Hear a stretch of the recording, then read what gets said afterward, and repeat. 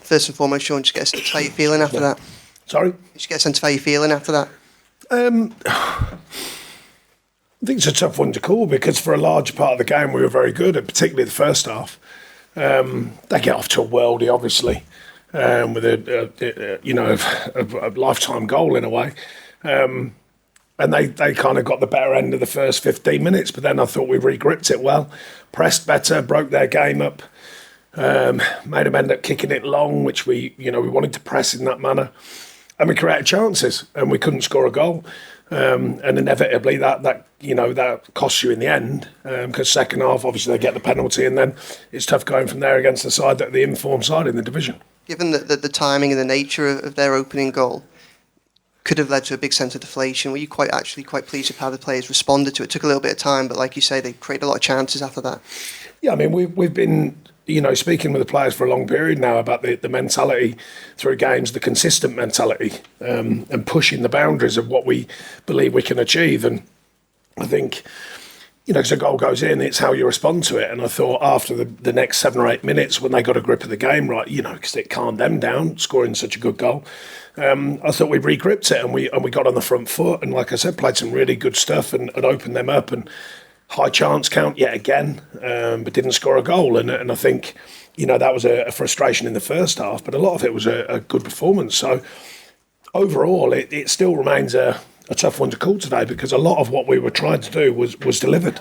But a worldie, a tough decision, and then a good finish from their lad, and the game's got away from you. What did you make of the penalty decision? What did you make of the team's response to that? Yeah, I just think the way this VAR is, I know I'm a big fan, but it's just all over the place. I think we all know that. You keep staring at someone, you see there's so many contacts in a box now, but the way I look at it, he's never going to get it. We've got a covering defender.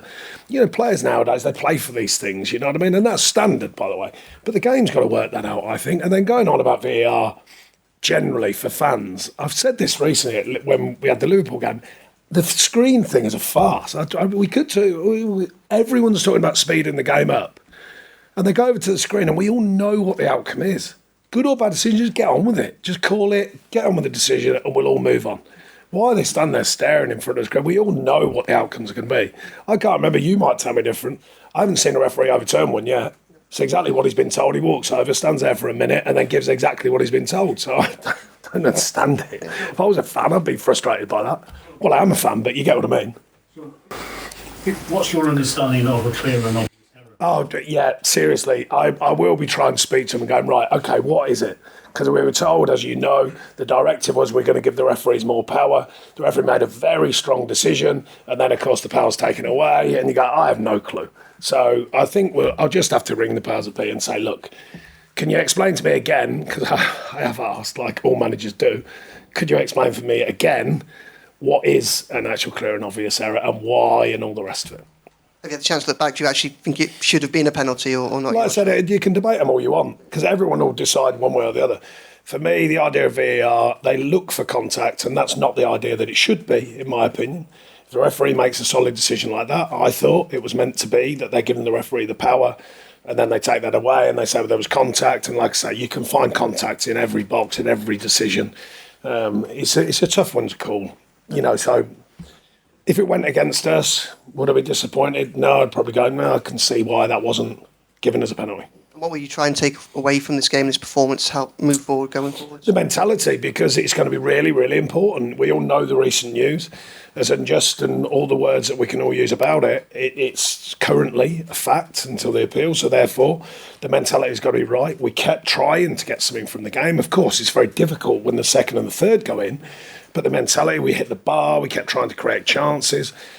The biggest positive to me, although it hasn't paid us back so many times at home this season, is the chance count. The chance count's incredibly high again. But we've got to be clinical. It's a tough one to call for me today because I think a lot of the performance was right. Fans were terrific. And they're having, their own say in what's gone on, but they were terrific. And I think that's going to be important as well. That connection with our fans is going to be really important going forwards. Hi, Sean. With the interruptions of VAR, is it losing the enjoyment of the game, do you think? Sorry, say that again, sorry. Is it losing the enjoyment of the game? What's that? The VAR getting involved and coming... I think, well, from fans' point of view, it's different for me because I'm doing a job, but from a fan's point of view, they tell me it is. You know, it's losing the flow of a game and all the rest of it. I mean, I am actually a fan of it, but I just don't get all this looking at a screen thing. The whole point is we're trusting them to make a decision. We're trusting the people in a room and the referee to make a decision. Why have to go and stare at a screen where you all know the outcome? I might have it wrong, but I haven't seen one that's turned around, I don't think. Maybe I've got that wrong, but that's what it seems to me. I think it could be a lot quicker by just going, right, this is a decision, everyone gets on with it. Crack on. What solution would you try and offer to the powers? The one that I just said. Take away the screen and just go, right, this is a decision. Referee's given the decision. End of. Let's all move forward. Not go and stand in front of the screen. I don't know how long the referee stood in front of the screen for, but it felt like quite a long time to me to give the decision that he's been told in his ear is the decision. So I just don't see the point of it. And just on the team, is there fear that they might... I think they're all about miking him up as well. What's that all about? Well, referees just go under the radar, surely, and just, have a great game. See you later. Can't really understand that either. Is there fear that the team might slip into bad habits in conceding 2 or 3 goals when the heads... No, one's a worldie. One's I would say, argue a contentious penalty. And then one's a good finish. So, no, different goals, different reasons. But they're not cutting us open. They're not causing loads of charts. I think they only had nine efforts at goal. Man United side who's top of the form chart. So I think that shows the defensive feel of the performance was still strong. But a worldie, a decision goes against you for a penalty. We all know the stats and facts on penalties. And then a good goal from their point of view and a loose one from us, but we're chasing the game at that stage. Sean, how do you feel the players responded to the news of the last week or so? Well, they only came back together 2 days before the game, obviously, because of internationals. But we spoke with them. They were very, very clear-minded about, okay, it's currently, anyway, it's done until we know more. So therefore, we've got to focus on what we're doing, what we have been doing, because there's been some very good performances, got good points on, before the 10 points taken away, good points on the board, especially in lieu of the last couple of seasons. I said that I wanted progress this season. There's clear signs of that. Now we've had a big knock. The whole club's had a big knock.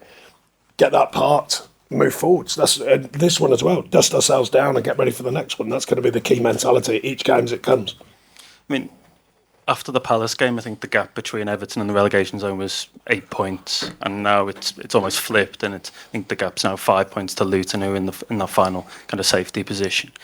How much does the messaging need to change from you guys? How much has the messaging changed? Because obviously the situation's vastly different, and the team had previously been doing so well.